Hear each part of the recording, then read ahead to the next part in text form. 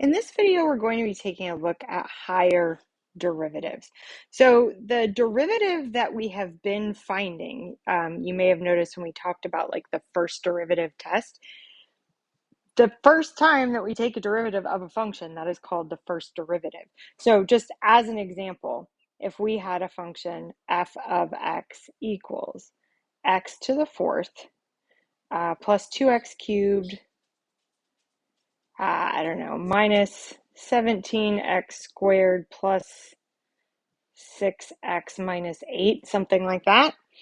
And if I tell you, or if I ask you to find the derivative, f prime of x, that derivative is the first derivative because we started with a function, we take the derivative of that function, that's the first derivative.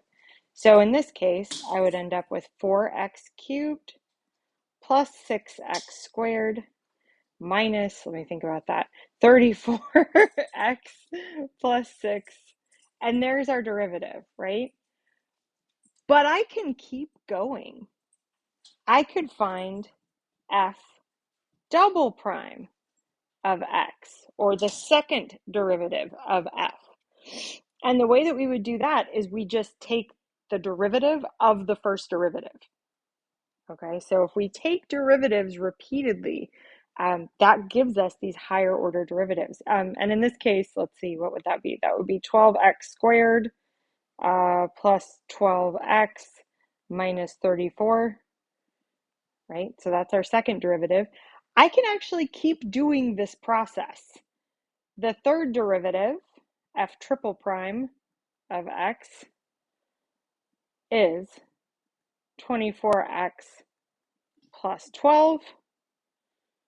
All right, if I want the fourth derivative, after the third derivative, we tend to quit using primes, the little apostrophe symbol to designate the derivative, and instead we do something like f and then in parentheses up here 4x, and that would indicate the fourth derivative.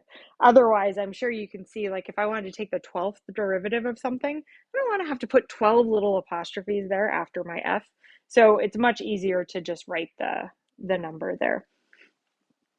In this case, taking the fourth derivative, we would have 24.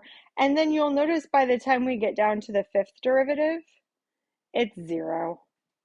Okay, and everything thereafter is also going to be 0. Okay, so that's the idea with higher order derivatives. We start with a function.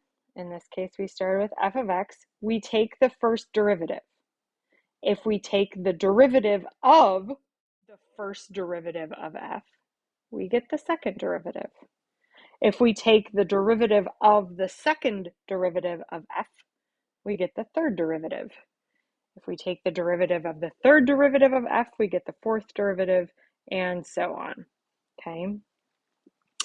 The other important thing to notice when we're talking about higher derivatives is I can write them with this prime notation, right? Like I have been doing. So like f double prime of x, that's the second derivative of x. If the function instead, if it wasn't called f of x, if it was just called y, we can also do y double prime.